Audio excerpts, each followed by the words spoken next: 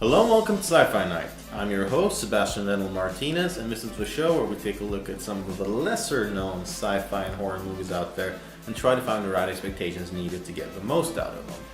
So, in tonight's episode, we're taking a look at a film that's set on one of the most least desirable places on Earth, the New York City subway system. Mimic is a 1997 film by none other than Guillermo Del Toro, director of the Hellboy movies, The Orphanage, and Pan's Labyrinth. In addition to a real powerhouse director, this film also has a great cast that you'll probably recognize.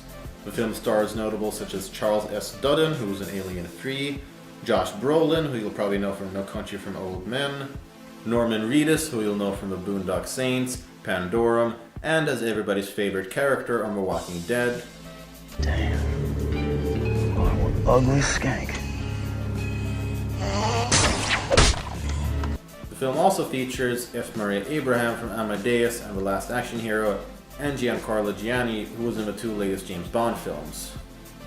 What's interesting here is that the supporting cast is great, but the main cast is kind of forgettable. They're the least memorable characters in the movie, and they're definitely the least known actors as well. Yeah, it's kind of weird. It's like everyone in this film is great, except for main characters. You know, sometimes these things can be wrong. But whatever, what you gonna do? The film begins with a viral disease infecting and killing a large amount of New York's children. The disease later turns out to be spread by cockroaches. For the lucky ones, it's a lifetime in leg braces. Most of these kids won't make it.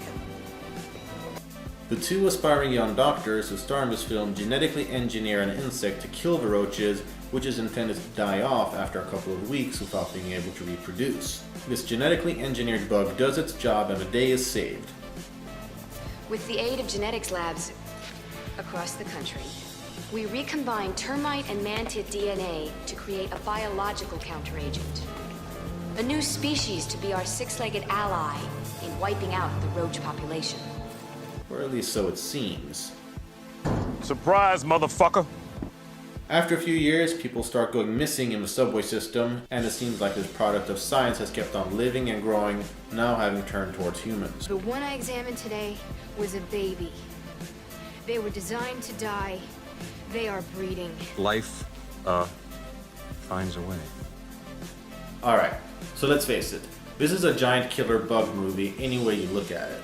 Still though, it's better than 90% of the competition because it's got so much better quality than all those other films, and much better quality than a giant killer bug movie really deserves to have.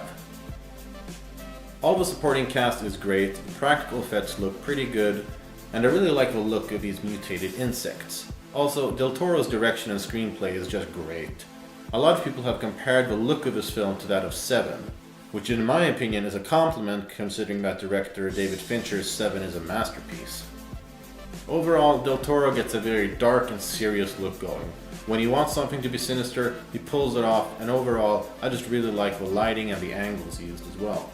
This is especially interesting because Del Toro actually disowned this film after disputes with the producers over what should be shot. I find that kind of bizarre though, because looking at this film, you can call it a lot of things, but you cannot call it poorly shot or directed. Basically, the whole movie is like one big pleasant surprise. You seen anything like this before? Why are you asking me if I've ever seen some shit like this before? Do I look like I've seen some shit like this before? Hell no, I ain't never seen no shit like this before. And when you look at all the details, you understand why it's definitely a couple notches above the rest. The film actually did alright at the box office upon release, but hasn't done that well amongst critics, something the 5.9 on IMDb illustrates. What could be worse than that, right? It certainly has a couple of cheesy gimmicks, but Del Toro takes an otherwise silly premise and makes it believable and at times pretty creepy with just the right amount of atmosphere. These are traits that have caused it to gain a following and two shitty sequels, but overall, it's not as well known as I feel it deserves to be. So, what should you expect from this movie? Actual good bug horror. It's no secret that the subgenre that is horror films with giant bugs usually turns out pretty shitty movies.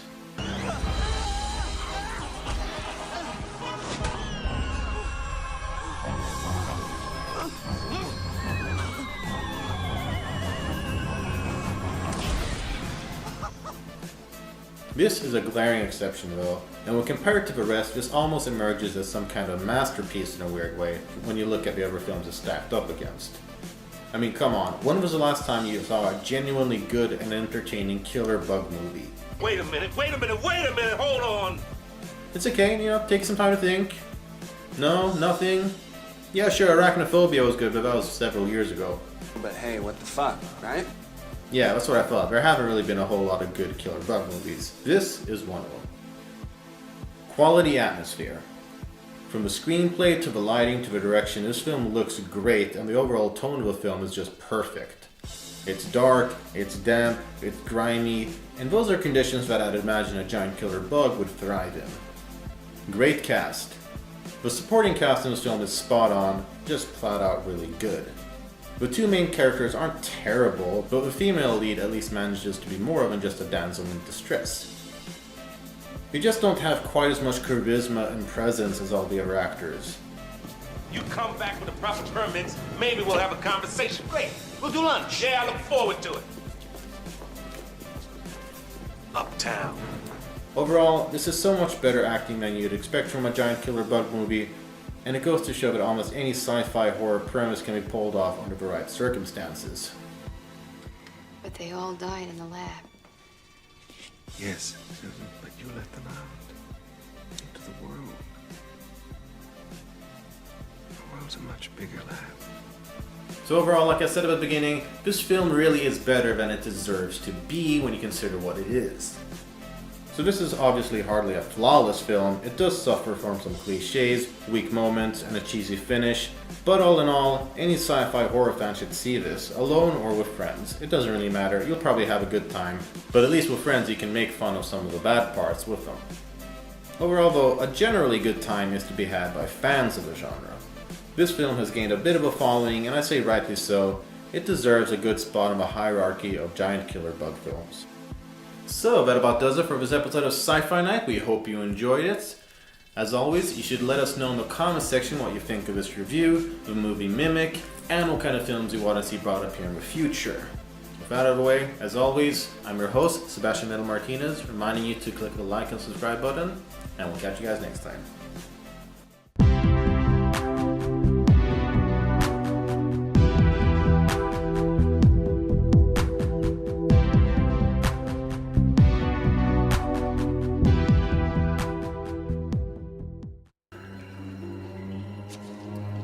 There's some weird shit here.